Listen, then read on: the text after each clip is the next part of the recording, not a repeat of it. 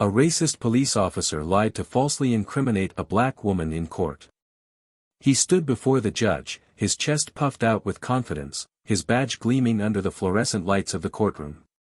His voice, steady and authoritative, carried the weight of years in the force. He had done this before, manipulated the system, twisted the truth, made sure people like her never walked free again.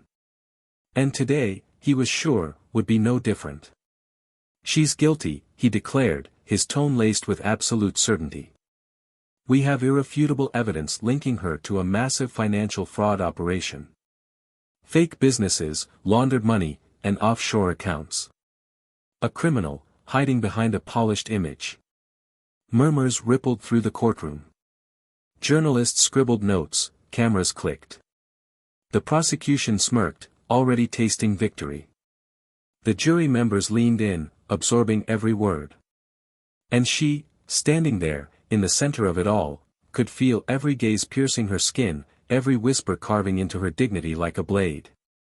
She could see it in their eyes, the judgment, the doubt, the quiet assumption that a black woman in handcuffs must have done something wrong. Then came the final humiliation. The officer stepped closer, his voice dropping into something quieter, crueler, meant only for her to hear. "You thought you were untouchable, didn't you?" His smirk widened. "You people always do. But the law doesn't play favorites." The courtroom door swung open, a late arrival slipping into the back row. A woman in a dark suit, stone-faced, whispering something into a government official's ear. But no one noticed, not yet. The judge, adjusting his glasses, finally turned to her. "You may now speak in your defense." For a moment, she didn't. She just stood there, her hands still restrained in cold metal, her body still marked by the treatment she had endured in police custody. Her wrists ached, her dignity burned. But her gaze, steady, powerful, did not waver. She inhaled slowly, and then, with deliberate calm, she lifted her chin. "Your Honor," she began, her voice smooth as steel, "before I respond to these accusations, I believe it's necessary to introduce myself properly." The courtroom, which had been humming with quiet anticipation, fell completely silent. The officer's smirk twitched, just barely. His fingers curled at his sides. Because something in her tone had shifted. Something undeniable. Something dangerous. She let the moment hang, stretching the tension just enough before she spoke again. "My name is," she paused, savoring the suspense, "the Chief of the Pentagon of the United States." It hit the room like a detonation. The journalists' pens froze mid-air. The murmurs turned to audible gasps. The judge's expression flickered, something between disbelief and sudden, dawning horror. The officer stiffened. The color drained from his face. And then, the courtroom door opened again. This time, no one ignored it. Because when high-ranking federal officers stepped inside, everything changed. What happened next? That's where the real story begins. Before we dive into today's story, we want to take a moment to say something important. Plow of Twist stands firmly against racism, injustice, and discrimination in all forms. This channel is a space for powerful stories, truth, and change. To every black viewer watching this, you matter, your voice is powerful, and your story deserves to be heard. No one should ever have to face injustice because of their skin color, and today's story is a reminder that truth always finds a way to rise. Now, sit back and enjoy this gripping tale of justice, power, and the unexpected. If you haven't already, subscribe to the channel and turn on notifications so you don't miss our next mind-blowing twist. Enjoy the story. The morning light slanted through the grand windows of the courtroom, illuminating the polished mahogany benches, the sharp angles of the judge's bench, and the somber faces of those seated in attendance. The room hummed with an electric tension, a collective breath held as though the very walls of the courthouse were straining to contain the weight of what was about to unfold. The scent of freshly printed legal documents mixed with the faint tang of old varnish, reminder that justice, or at least the illusion of it, had played out in this space for generations. The air, thick with expectation, pressed down on everyone present, but no one felt its suffocating grip more than the woman standing at the heart of the storm. Miriam Carter stood motionless, her wrists encased in cold, unforgiving steel, the metal digging into her skin with every slight movement. The handcuffs were tight, unnecessarily so, an unspoken message that even in a courtroom, even with her credentials, her power, her standing, this was how they saw her. A black woman in cuffs. The weight of the stairs on her back was heavy, a silent chorus of judgment and whispered assumptions. To them, she was just another defendant, another name on the docket, another criminal to be processed. It didn't matter who she was outside of this room, what she had built, how far she had climbed, right now, she was being made to fit a role they had already decided for her. The man standing before the court embodied everything that made this moment so suffocatingly familiar. Officer Mark Reynolds. His posture was the epitome of confidence, his uniform crisp, his badge gleaming under the overhead lights as though it had been polished specifically for this occasion. He had the air of a man who had done this before, who had stood in this exact position and delivered testimonies that shaped the fates of countless others. His voice was steady, unwavering, dripping with the certainty of someone who had never faced consequences for his lies. He spoke with the authority of his uniform, his tone methodical, deliberate, every word carefully chosen to paint her as the villain. He spun a tale of deception and corruption, a narrative in which she was not the highly respected figure she was in reality, but a criminal mastermind, orchestrating fraudulent schemes from behind the pristine facade of her public life. He spoke of offshore accounts, falsified business dealings, secret transactions meant to funnel illicit money through government contracts. He spoke with absolute conviction, detailing surveillance footage, manufactured evidence, and supposed witnesses who had come forward to confirm the accusations. Every claim, no matter how absurd, landed heavily in the room, embedding itself into the minds of the jury, reinforcing the unspoken biases that had been quietly festering long before this trial had even begun. The murmurs among the spectators grew louder with each damning statement, the jury nodding along as though the officer's words were gospel. The prosecution sat smugly, barely needing to argue their case, content to let Reynolds do their work for them. It was all playing out exactly as he had planned. But Miriam stood still, unshaken, her face an unreadable mask. Beneath her composed exterior, however, a storm raged. Not because she was surprised, no, she had seen this kind of performance before, had watched men like Reynolds build their careers on the destruction of people like her. What burned within her was not fear, but fury. A deep, simmering anger at the sheer audacity of it all, at how easily a lie, told by the right person, in the right uniform, could outweigh a lifetime of truth. She had fought her entire career to dismantle these very systems of injustice, had spent years working to reform the structures that allowed corruption to thrive unchecked. And yet, here she was, ensnared by the very machine she had spent her life trying to fix. Seated in the gallery, her assistant Jordan was practically vibrating with suppressed rage, his fists clenched so tightly his knuckles had gone white. He knew the truth, had spent the past 24 hours combing through documents, gathering the evidence that would unravel every lie being told in that courtroom. But the time wasn't right, not yet. Timing was everything in a game like this, and for now, they had to let Reynolds play out his fantasy, had to let him believe he had won. Reynolds was savoring every second of it. He could feel the power coursing through him, the intoxicating high of being the one to dictate the narrative. This was what he lived for, not justice, not truth, but control. He had spent years bending the system to his will, ensuring that his version of events was the only one that mattered. And now, standing before the court, watching Miriam stand there, powerless, he felt invincible. He had wanted this moment for so long, had waited for the opportunity to put her in her place, to remind her, and everyone else watching, of how the world really worked. It didn't matter how high she had climbed, how much influence she had wielded, at the end of the day, she was still just another black woman standing before a jury that had already made up its mind. The judge, who had been listening intently, finally leaned forward, adjusting his glasses, his expression unreadable. His voice, when he finally spoke, was measured, almost rehearsed. "Does the defendant have anything to say in her defense?" The room went silent.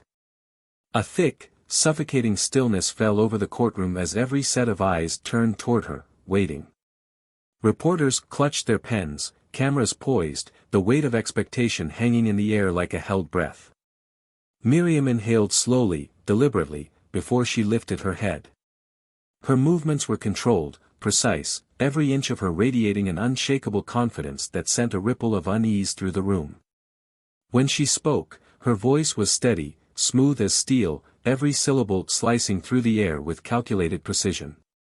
"Yes, Your Honor," she said, her lips curling into the faintest hint of a smile. "I do." The shift in energy was immediate. A flicker of hesitation crossed Reynolds' face, so quick that most wouldn't have caught it. The prosecution's smugness faltered, just barely, but enough to be noticed by those paying attention. There was something about the way she had said it, something in her tone that didn't match the fear and desperation they had expected. In the back of the courtroom, unnoticed by most, two men in dark suits had entered. They moved with quiet authority, their eyes locked onto Miriam, their presence exuding an air of power that did not belong to mere spectators. They weren't reporters, nor were they interested in watching the proceedings unfold as passive observers. Reynolds shifted slightly, a cold prickle running down his spine, though he refused to acknowledge it. Something wasn't right. Miriam adjusted her wrists slightly, the cuffs biting into her skin, but she ignored the pain. She had spent her entire career standing in rooms filled with men who underestimated her, who dismissed her, who thought they could decide the course of her story without her consent. But what Reynolds didn't know, what no one in this room had yet realized, was that this was not his story to tell. Not anymore. The courtroom was suffocating, the air thick with something beyond tension, something more visceral, more insidious.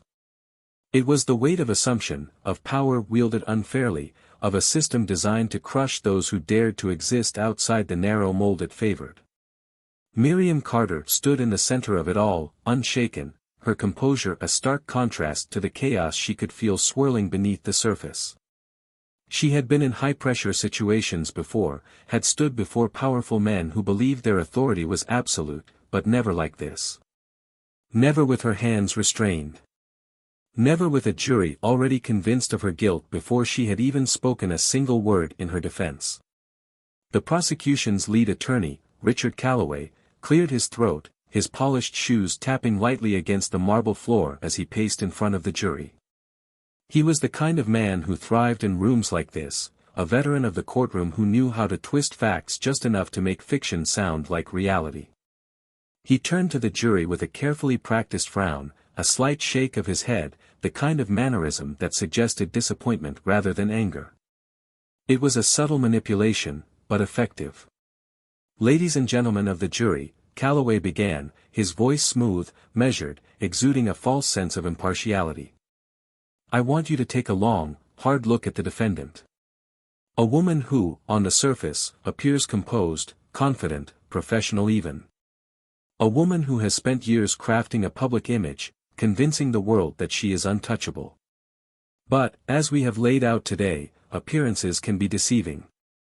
His words landed exactly as he intended them to, sinking into the minds of the jurors, planting seeds of doubt, reinforcing the narrative they had already been primed to accept. Miriam watched their faces, watched the way some of them nodded slightly, as if confirming something they had already suspected. She remained still, expression unreadable, though inside, her blood boiled. Calloway turned, gesturing toward the prosecution's table where Officer Mark Reynolds sat, his expression one of quiet confidence, the very picture of a dedicated law enforcement officer simply doing his job. The contrast was stark, the clean-cut, decorated police officer against the poised yet restrained woman in cuffs. A carefully curated spectacle, designed for maximum impact. "Detective Reynolds has dedicated his career to protecting this city," Calloway continued, his tone dipping into something softer, more persuasive. He has risked his life countless times to ensure justice is served, to keep criminals off our streets. And today, he has brought forward indisputable evidence that this woman, despite all her titles, all her influence, is nothing more than a fraud. Miriam exhaled slowly, steadying herself, resisting the urge to speak, to demand to be heard. Not yet. Not now. She could feel Jordan's gaze burning into her from across the courtroom, his silent plea for patience. He knew what was coming. He knew they had the truth on their side. But timing was everything. The judge shifted in his chair, adjusting his glasses, the lines of his face unreadable. "Miss Carter, you may now respond." Miriam let the silence stretch for a moment before she finally spoke, her voice steady, unwavering. "Your Honor, with all due respect, what we've heard today isn't evidence. It's a well-rehearsed performance. A narrative carefully designed to fit the prosecution's agenda. But a story, no matter how well told, cannot change the facts." Calloway let out a small, amused chuckle, shaking his head as if disappointed in her audacity. "Are you suggesting that Detective Reynolds fabricated his testimony? That the prosecution has conspired against you? That would be quite the accusation." Miriam met his gaze without flinching. "I'm suggesting that this case isn't about justice. It's about perception. It's about who is believed and who is not. And we all know how that usually plays out." A murmur rippled through the courtroom. Calloway's expression hardened, just slightly, a flicker of irritation flashing across his face before he quickly masked it. He glanced toward Reynolds, who remained composed, though his grip on the armrest of his chair had tightened, his fingers pressing into the polished wood. The judge lifted a hand, silencing the growing whispers in the gallery. "Miss Carter, if you have evidence to present, now would be the time." Miriam inhaled deeply, exchanging the briefest of glances with Jordan. Then, she nodded. "I do." Reynolds' smirk faltered, just barely. Calloway turned toward her fully now, as if truly looking at her for the first time, sensing the shift in the air. The game was changing, and for the first time, they were not the ones controlling the board. Miriam lifted her chin. "Before I present my evidence, I'd like to call into question the credibility of the primary witness in this case, Detective Reynolds." A hush fell over the room. Calloway recovered quickly, letting out a scoff. "Oh, please. This is a desperate attempt to discredit an officer with an untarnished record." Miriam tilted her head slightly. "Untarnished? Interesting choice of words. Because as of this morning, there are some new developments that might change that perception." Reynolds shifted slightly, his jaw tightening. "She's stalling," he muttered under his breath, but everyone heard it. Miriam smiled. "I'm not stalling, Detective. I'm simply giving you the opportunity to tell the truth before I do." The tension in the room was suffocating now, the energy shifting from one of quiet certainty to something far more unpredictable. Calloway turned toward the judge. "Your Honor, this is a clear diversion tactic," but the judge raised a hand, his gaze locked onto Miriam. "Proceed." She nodded toward Jordan, who immediately stood, handing a thick stack of documents to the bailiff.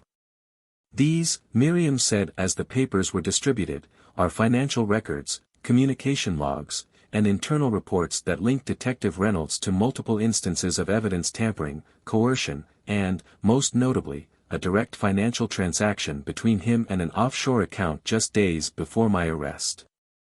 The explosion of voices was instant, chaos erupting across the room. Calloway's face darkened, his composure cracking for the first time. The jury leaned forward, some whispering among themselves, while the reporters scribbled frantically, eyes darting between Miriam and Reynolds.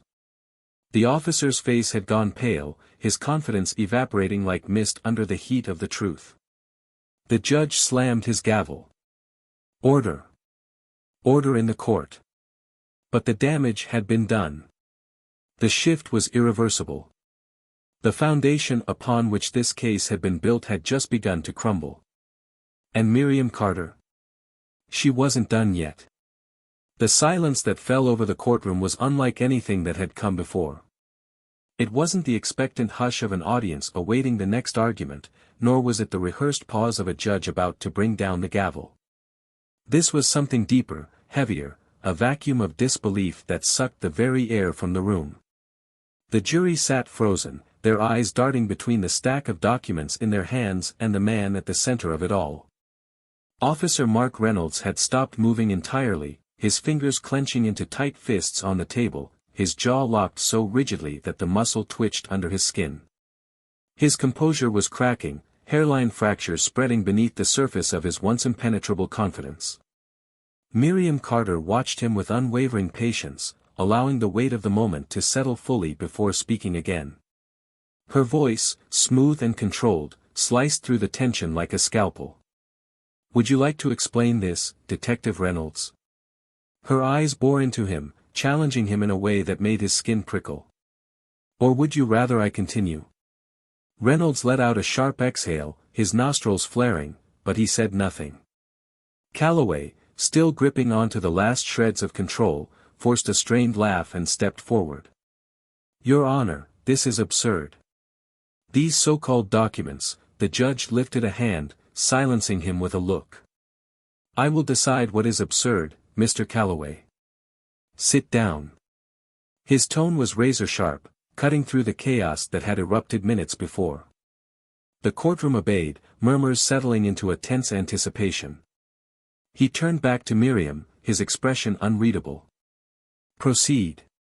Miriam tilted her head slightly, as if contemplating how much mercy she wanted to extend.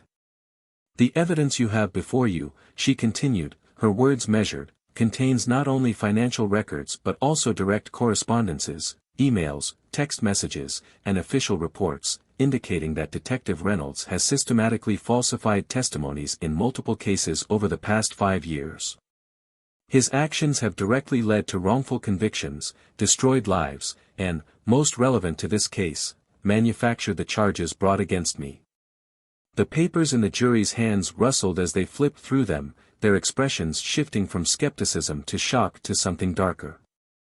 One woman pressed her lips together tightly, her grip on the documents tightening. A man beside her shook his head, his face twisted in something close to disgust. Calloway tried again, his voice sharper now, tinged with desperation. "Your Honor, none of this changes the fact that, it changes everything." Miriam's voice cut through his objection, forcing him to snap his mouth shut.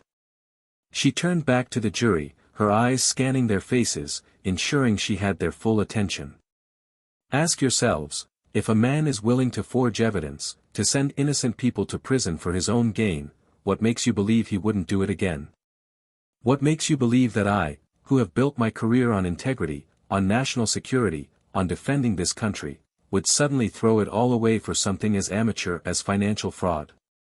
She let the question hang in the air, watching the way their certainty in her guilt eroded with every passing second. Reynolds finally moved. He stood abruptly, his chair scraping against the floor, his breath coming fast as his control slipped through his fingers.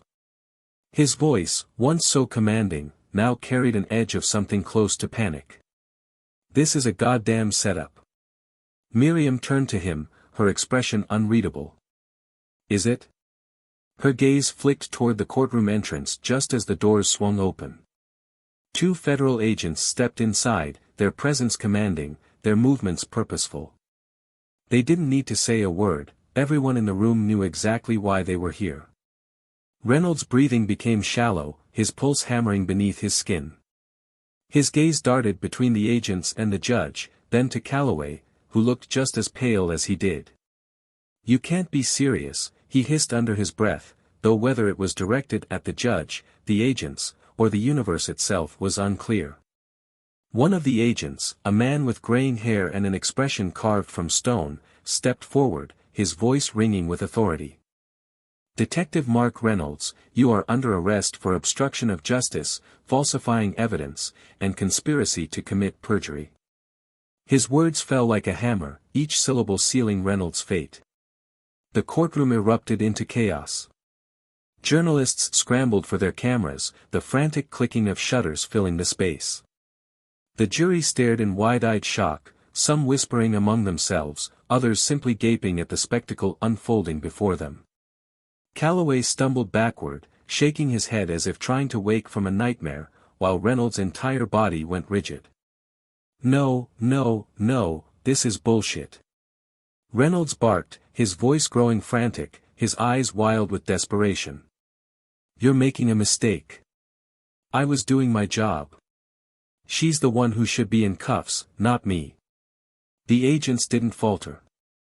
The older one nodded toward his partner, who stepped forward, gripping Reynolds by the arm. The click of handcuffs locking around his wrists echoed through the courtroom, a poetic reversal of the moment that had started it all. Miriam didn't move. She simply watched, her expression unreadable, as the man who had tried to destroy her life was led away in shackles. Reynolds twisted against the hold on him, his face red with fury, his voice hoarse with disbelief. "You think this changes anything?" His words spat out, venomous, desperate. "You think they'll ever see you as anything but what you are? You'll never be one of them, Carter. Never." Miriam tilted her head slightly, her gaze sharp but calm, like someone watching a wounded animal lash out in its final moments. "I don't need to be one of them, Reynolds," she said smoothly. "I just needed them to see the truth." Reynolds opened his mouth to retort, but the words never came. The agents pulled him toward the exit, and within seconds, he was gone. The courtroom remained frozen in the aftermath, the weight of the moment settling over every soul in attendance. The judge exhaled, rubbing a hand down his face before turning toward the jury. "I think we've seen enough," he said, his voice heavy. Miriam finally allowed herself a slow inhale, feeling the tension in her body begin to unwind, the air filling her lungs with something close to relief. She had spent her life fighting battles that should never have existed in the first place, proving herself in ways others never had to. But today, she had won. And the entire world had seen it. As she turned, locking eyes with Jordan, she saw the pride there, the quiet, knowing triumph. She had fought the system, and for once, the system had listened. And somewhere, deep in the pit of his own downfall, Mark Reynolds realized that the world as he knew it had just changed forever. The courtroom still hummed with the remnants of chaos, the lingering echoes of the gavel's impact and the muffled murmurs of stunned onlookers filling the space. The energy had shifted entirely, the weight of the moment pressing into every inch of the room like a dense, suffocating fog. The prosecution sat motionless, their once unwavering confidence shattered, their expressions ranging from shell-shocked disbelief to barely concealed fury. The jury, silent and still, bore expressions of contemplation and realization, as if the world they had once understood had been irreversibly altered before their eyes. Journalists scrambled to catch their breath, their hands flying over notepads, their cameras flashing with the urgency of those desperate to immortalize history in real time. Miriam Carter, however, remained standing exactly as she had before, poised, unyielding, her presence commanding the space with a quiet but undeniable power. She had spent years in rooms designed to strip her of authority, in conversations where every word had to be chosen with precision, where her presence alone had been a silent act of defiance. But today, in this moment, she did not have to fight for acknowledgement. The truth had spoken for itself, and it had spoken loudly. The federal agents who had escorted Reynolds out had yet to leave the room, their mere presence sending ripples through the crowd. The older agent, the one with the gray-streaked hair and a face hardened by years of seeing men like Reynolds believe themselves untouchable, turned toward the judge, nodding slightly, a silent acknowledgement that this case was no longer just a courtroom proceeding, it was a reckoning. Calloway, still gripping the edges of his table as if steadying himself from the blow that had just been delivered, finally found his voice.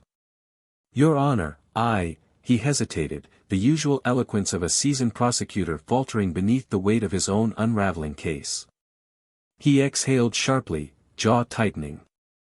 "I move to request a recess to re-evaluate." Miriam let out a quiet, humorless laugh, drawing all eyes back to her. "A recess," she repeated, tilting her head slightly, as if considering the sheer audacity of the suggestion. Mr. Calloway, we don't need a recess. What we need is accountability. Calloway's lips parted, his face darkening with frustration. Miss Carter, with all due respect, the prosecution still has, the prosecution, she interrupted, her voice steady, sharp, has spent this entire trial constructing a case built on deception. On manipulated evidence. On the lies of a corrupt officer who was just escorted out of this courtroom in handcuffs. And now, when faced with indisputable proof of that deception, your response is to request a delay. She let the words settle, let them weigh on him the way the truth was beginning to weigh on everyone else in the room. Calloway's throat bobbed as he swallowed hard, his mind racing for an escape route that did not exist. The judge leaned forward, his gaze unwavering as he spoke, his voice carrying the authority of someone who had presided over too many cases to be moved by empty rebuttals.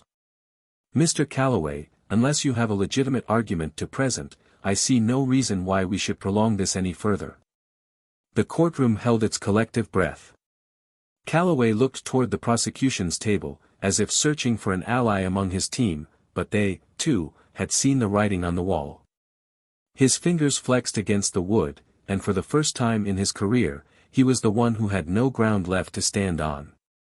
I have nothing further, Your Honor, he finally muttered, the words bitter in his mouth. The silence that followed was deafening. The judge nodded slowly, turning toward Miriam. Miss Carter, he said, his voice carrying the weight of finality, you are free to go. A sharp intake of breath swept through the room, as if a collective exhale had been held for far too long. For the first time since this ordeal had begun, the metal around her wrists was unlatched, the cold steel slipping away as her hands were freed. She flexed her fingers slightly, feeling the return of autonomy in her movements, a quiet but undeniable reclamation of what had been wrongfully taken from her. Jordan was on his feet before she could even process the moment, his steps quick, purposeful, his eyes burning with an emotion that was equal parts rage and pride. Miriam, he breathed, voice low but thick with feeling. He hesitated only for a second before stepping closer, lowering his voice so that only she could hear. You did it. Miriam met his gaze, and for the first time, she allowed herself the smallest of smiles. No, she corrected gently, her voice unwavering. We did. Jordan's throat tightened, but he nodded, his expression unreadable except for the flicker of something deep, something personal. He had fought beside her, had refused to let her stand alone in this, and now, here they were. A sudden movement from the gallery caught her attention, a woman, older, her hands clasped tightly together, tears brimming in her eyes as she gave a single, firm nod. A silent acknowledgement. A man beside her, his suit slightly wrinkled from the long hours spent sitting in this room, raised his chin slightly, an unspoken gesture of respect. And then another. And another. One by one, people in the audience rose to their feet. It wasn't loud, it wasn't theatrical, but it was powerful. It was a statement, a recognition of what had just happened, of what had been exposed. A shift. Calloway stared down at his hands, his knuckles white against the table. His career would survive this, he would make sure of it, but he would never forget this day. He would never forget the way she had dismantled everything he had built in this case with nothing but the truth. Miriam turned, straightening her shoulders, and without a single glance back, she walked out of the courtroom. Outside, the sky was clear, the air crisp against her skin. The weight in her chest loosened, but she knew this wasn't over. Not really. There would be headlines, investigations, consequences. And Mark Reynolds, he wouldn't disappear so quietly. Men like him never did. Jordan walked beside her, his hands in his pockets, his expression unreadable. So what happens now? He asked finally. Miriam exhaled, looking ahead, her mind already moving beyond this moment, beyond this case. She had fought too hard, for too long, to believe that this was the end of the war. Now, she echoed, her voice quiet but firm. Now we make sure this never happens again. Outside the courthouse, the world was already shifting, rearranging itself around the truth that had finally been forced into the light.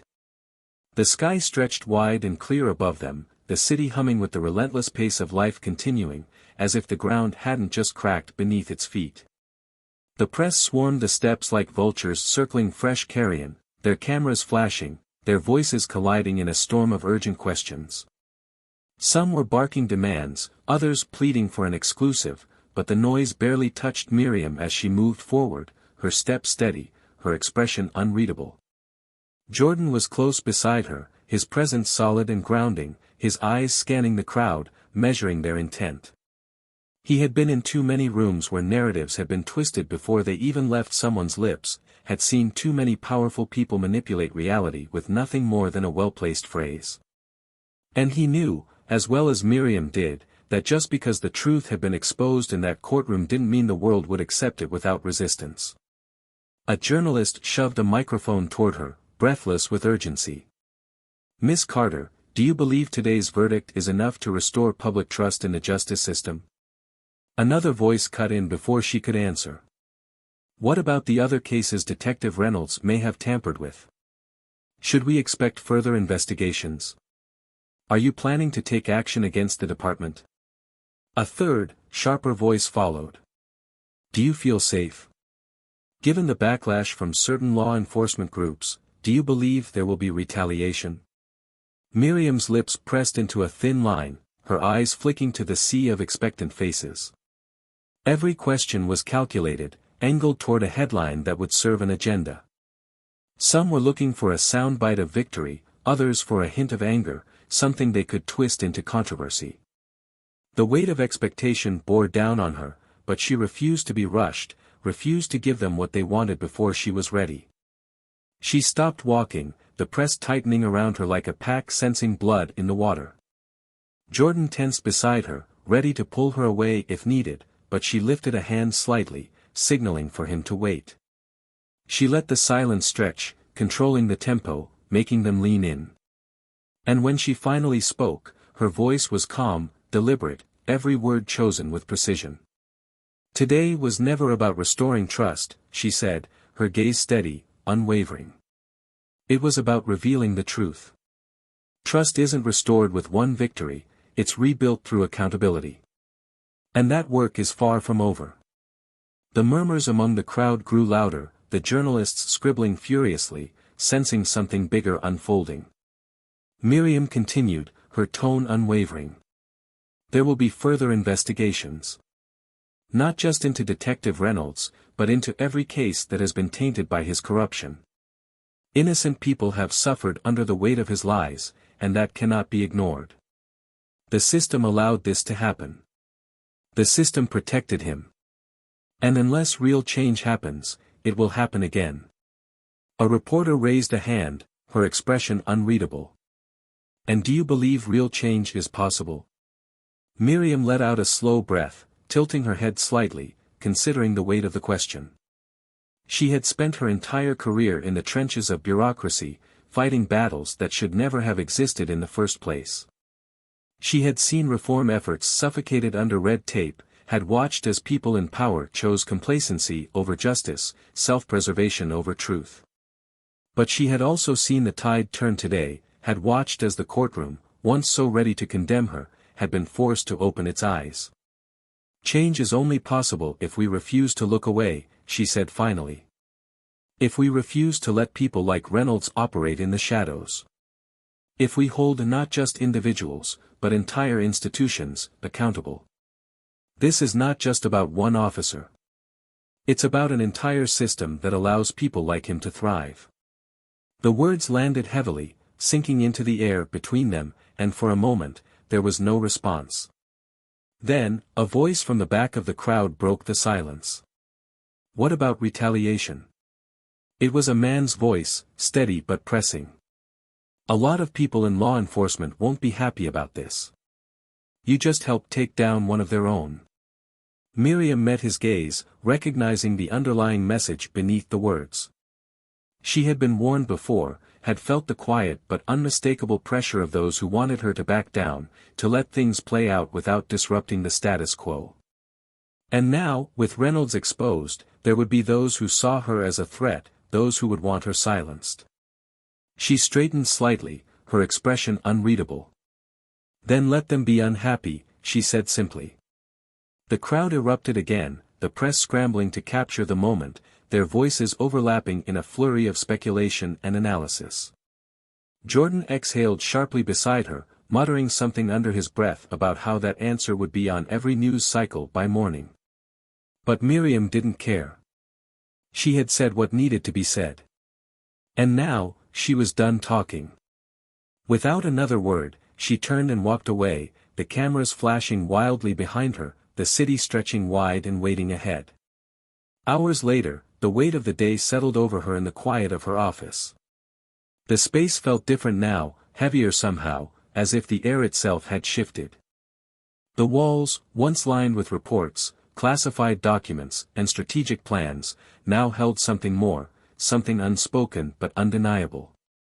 The aftermath of what had happened today would ripple far beyond this moment, reaching into corners she had yet to see. Jordan sat across from her, his expression tight, his hand still gripping his phone as he scrolled through the endless stream of headlines.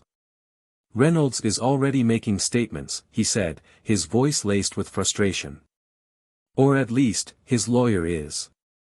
Trying to frame this as a political move, claiming he's being scapegoated." Miriam barely blinked. "Of course he is." Jordan scoffed, shaking his head. "They're already pushing the narrative that he was just doing his job, that mistakes happen, that there's a war on law enforcement and this is part of it." She leaned back slightly, exhaling slowly. "Let them talk."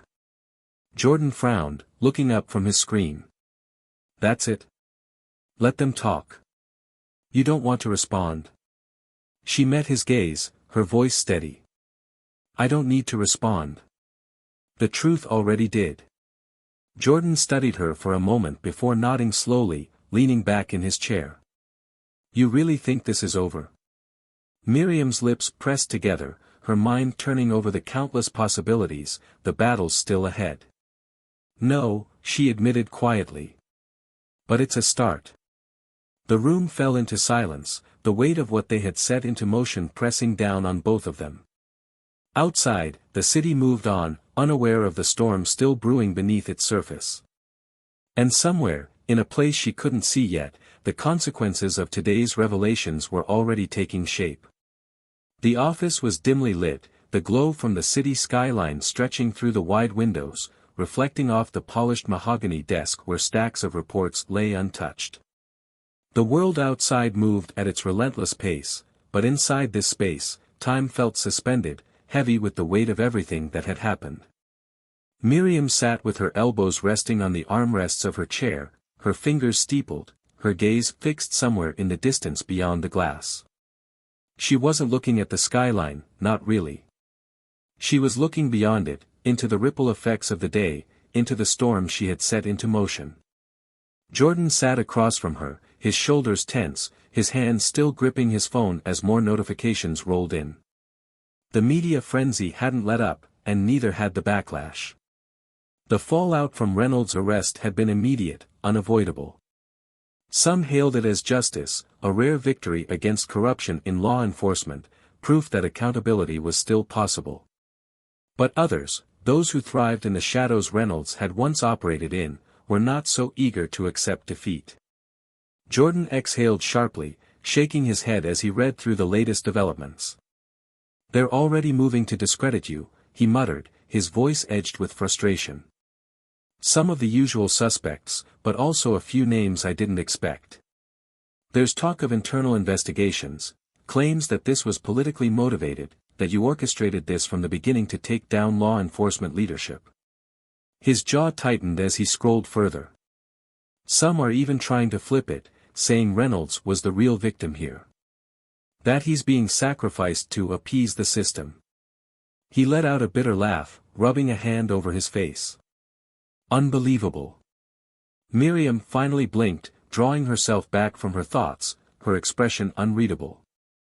"It's not unbelievable," she said quietly. "It's predictable." Jordan set his phone down, staring at her. That doesn't make it any less infuriating.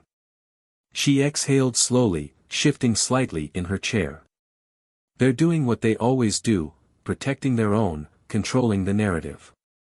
This was never just about Reynolds. He was just a piece of a much larger machine. And now that he's fallen, they're scrambling to keep the rest of it intact. Jordan's fingers tapped restlessly against the desk, his frustration bubbling just beneath the surface. So what do we do? Sit back and let them rewrite history before it's even finished happening? Miriam studied him for a long moment before speaking. No, she said, her voice steady. We don't sit back. We make sure the truth doesn't get buried. Jordan let out a dry chuckle, shaking his head. You say that like it's easy. Miriam leaned forward slightly, resting her hands on the desk, her gaze locking onto his. Nothing about this is easy, Jordan. But if we don't keep pushing, if we don't make sure this leads to something bigger, then today was just a spectacle. And I didn't go through all of this for a headline. Jordan sighed, rubbing the bridge of his nose before nodding. So what's the next move? She hesitated for only a fraction of a second before answering. We go after the cases he tainted. We make sure every single person Reynolds put behind bars through falsified evidence, through coercion, through his corruption, gets their day in court.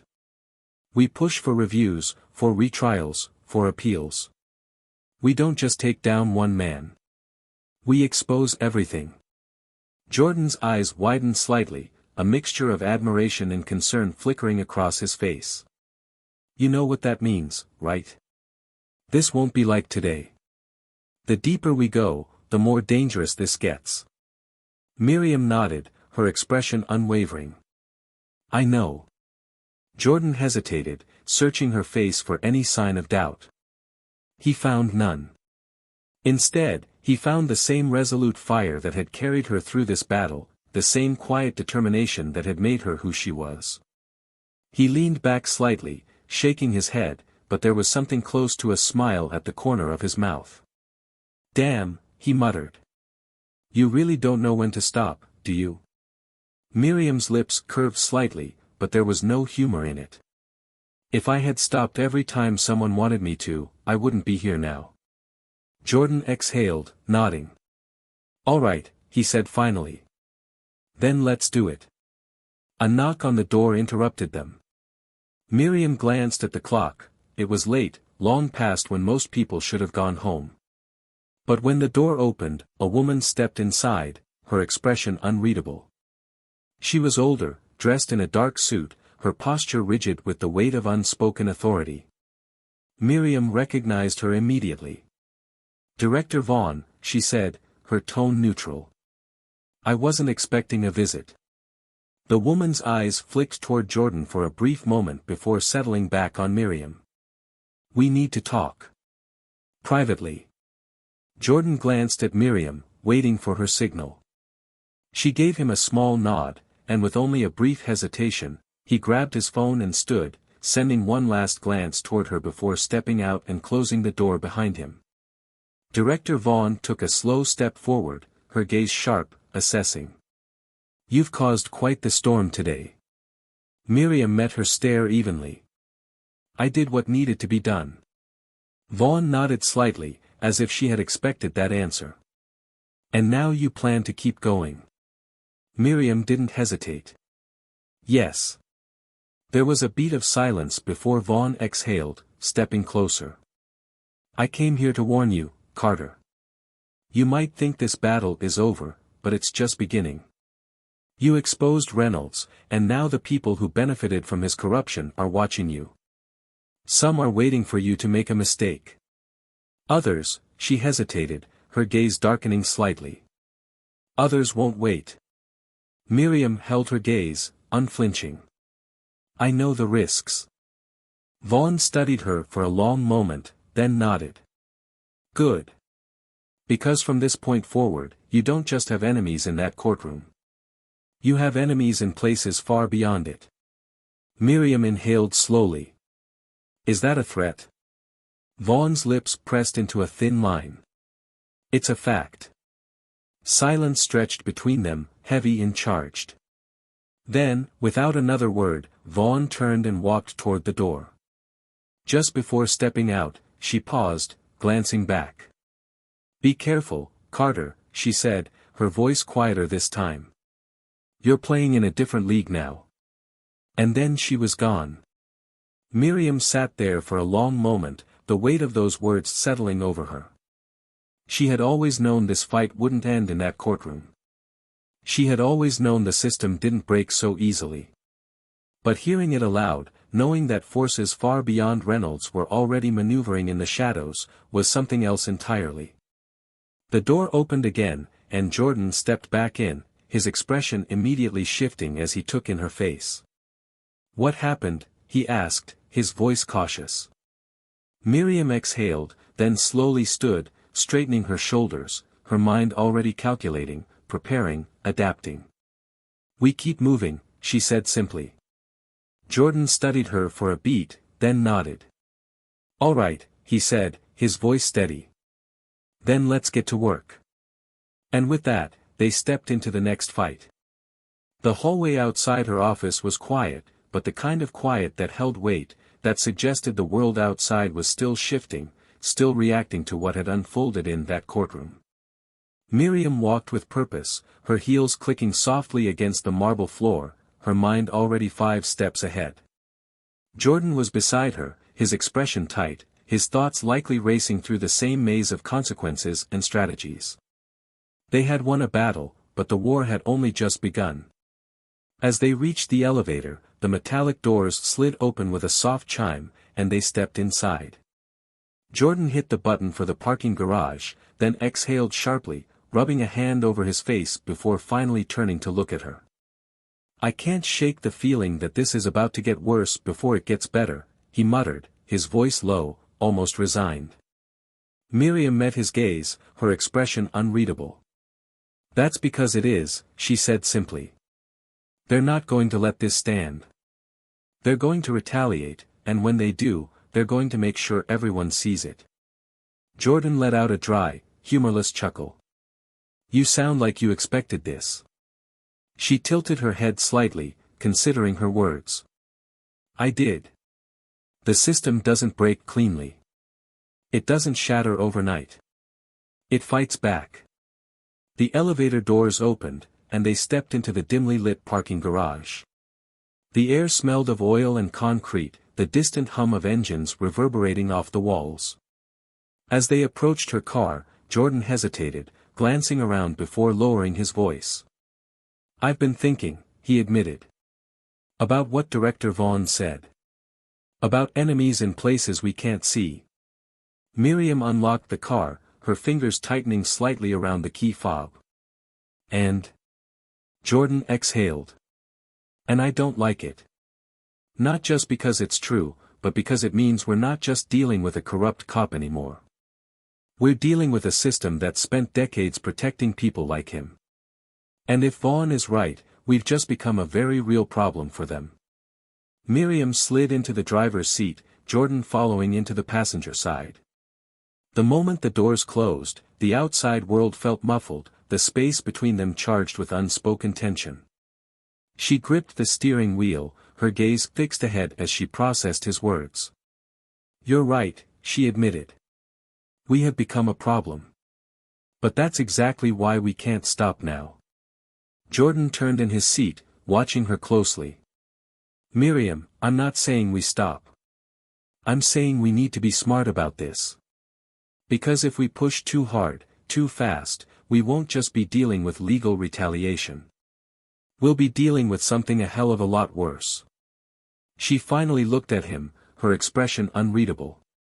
"You're afraid this is going to turn into something bigger than us?" He let out a humorless chuckle. "Miriam, it's already bigger than us." The weight of that truth settled between them, thick and undeniable. The air in the car felt heavier, charged with the kind of energy that only came when the realization of something irreversible had fully set in. She turned the key, the engine rumbling to life. "Then we do what we've always done," she said. "We keep moving." Jordan studied her for a long moment before nodding. "All right," he murmured. "But just know, this time, they're going to come for you directly." Miriam's grip on the wheel tightened slightly, but her voice remained steady. "Let them." They drove in silence for a while, the city passing by in streaks of neon and shadow. The streets were alive with the pulse of a world that had no idea what battles were being fought beneath its surface. Jordan scrolled through his phone, the screen illuminating his face in sharp, fleeting flashes. "Headlines are everywhere," he muttered. Reynolds' arrest, the investigation into the police department, the reopened cases. He hesitated. "And, of course, the people calling for your resignation." Miriam exhaled through her nose. "That didn't take long." Jordan shook his head. "No, it didn't. And it's not just from the usual places. Some of them are people who were supposed to be on our side." Miriam turned onto a quieter street, the hum of the city fading slightly. "That's how this works, Jordan. People are only willing to support you until it threatens their own position. The moment you start shaking the foundation, even the ones who claim to want change start pulling back." He sighed, running a hand through his hair. "So what do we do? Fight every battle at once?" Miriam's expression remained steady, her gaze locked on the road ahead. "No. We fight the right battles." The car slowed as she pulled up in front of a nondescript building, its facade plain, unremarkable. Jordan frowned slightly, glancing at her. "What is this?" She turned off the engine and unbuckled her seatbelt. "You'll see." They stepped out, the night air crisp against their skin. Miriam led the way, her heels clicking against the pavement, the quiet weight of anticipation settling over them. She reached the door, knocked twice, then stepped back as it creaked open. A man stood in the doorway, his eyes wary but not surprised. His face was lined with experience, his stance one of someone who had spent years watching battles unfold from the shadows. "Miriam Carter," he murmured. "Didn't think I'd be seeing you here." Miriam met his gaze evenly. "I need information." The man exhaled through his nose, stepping aside to let them in. "Then you came to the right place." Jordan hesitated before following, his eyes flicking between Miriam and the man as they stepped inside. The door shut behind them, sealing them into a space where the next steps of the war would begin. The room was dimly lit, the scent of old paper and burnt coffee lingering in the air. Miriam sat across from the man who had spent years navigating the underbelly of the system, his face lined with the weight of knowing too much. He slid a folder across the table toward her, his fingers tapping against the edge as if silently asking whether she was sure she wanted to open it. She already knew what was inside. Proof. Names. Connections. The full scope of corruption that went far beyond Mark Reynolds. The entire framework that had allowed men like him to exist, to thrive, to operate with impunity for so long. She took a breath, then flipped it open. Jordan stood behind her, arms crossed, his breath slow and measured. He had been waiting for this, for the moment where the battle shifted from exposure to action. Miriam scanned the pages, her expression unreadable, but inside, something sharp and electric burned beneath her ribs. The corruption had threads that stretched further than even she had anticipated. Police officials, politicians, corporate executives, all feeding into a machine that protected itself above all else. Reynolds had been just one cog in a massive, self-sustaining system. His downfall was a crack in the dam, but this was the flood waiting to happen. The man across from her leaned back, exhaling through his nose. "This is bigger than you think," he muttered. "Bigger than Reynolds, bigger than the department. You go public with this, and you won't just have enemies, you'll have targets on your backs." Miriam didn't blink. "That's what they're counting on, aren't they? Fear keeping people quiet." The man studied her, then nodded slowly. "Yeah. And it works. More often than not." Jordan exhaled, running a hand down his face. "So what do we do?" His voice was steady, but she could hear the tension underneath it. The exhaustion of someone who had seen too many fights and knew there was no such thing as a clean victory.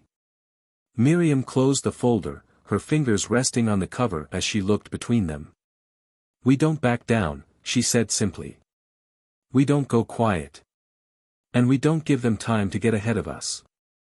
Jordan let out a dry laugh, shaking his head. "Of course that's your answer." The man across from them chuckled, but there was no humor in it. "You're either incredibly brave or incredibly reckless."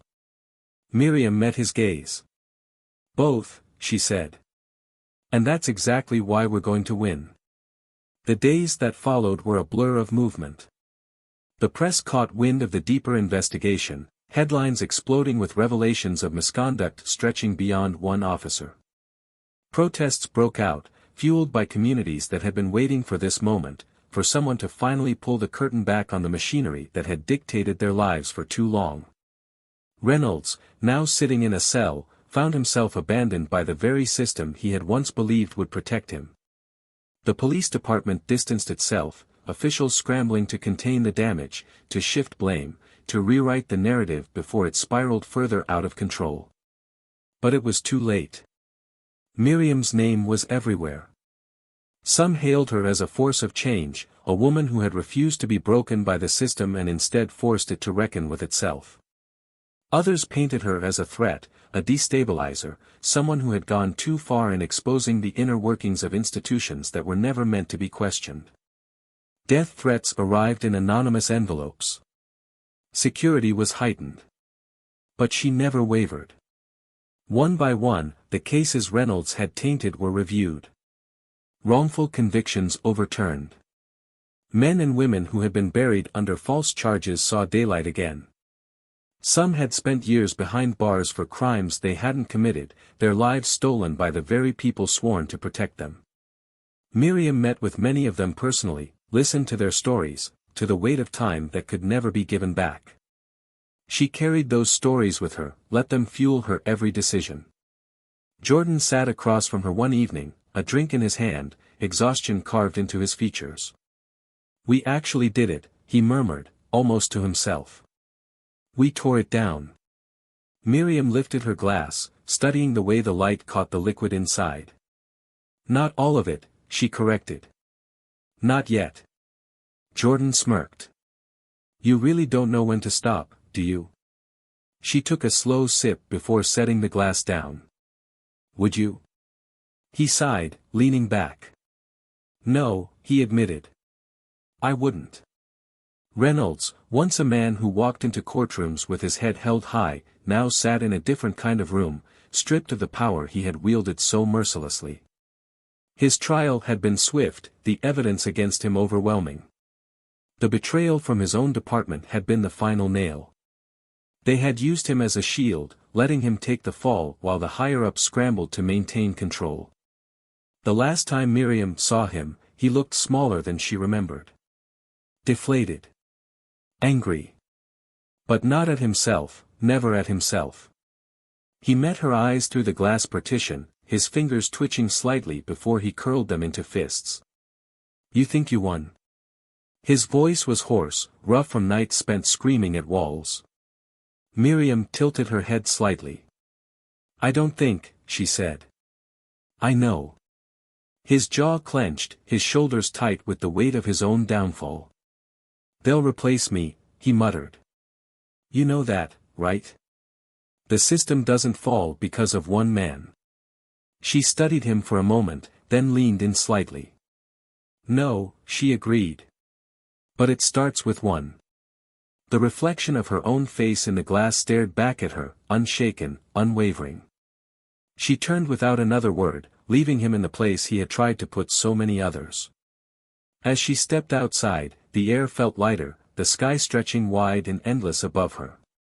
Jordan was waiting by the car, his arms crossed, watching her with something between admiration and resignation. "So what now?" he asked. She breathed in deeply, letting the city's pulse settle into her bones. "Now," she said, "we keep going. And that's the thing about justice. It isn't a moment. It isn't a single case or a single name. It's a fight that never truly ends. Miriam Carter didn't seek to become a symbol, didn't aim to be anything more than a woman who refused to be silenced. But sometimes, refusing to be silenced is enough to change everything. Now let me ask you this, what would you have done in her place? If the system turned against you, if the world decided you were guilty before you even spoke, would you fight? Would you push back even when the odds were against you? Tell me in the comments, what did you think of this story? Did you see the twist coming? And if you love stories like this, ones that make you think, ones that keep you on the edge of your seat, subscribe to Tales of Twist and turn on notifications. You don't want to miss what's coming next. Because trust me, there's always another twist waiting.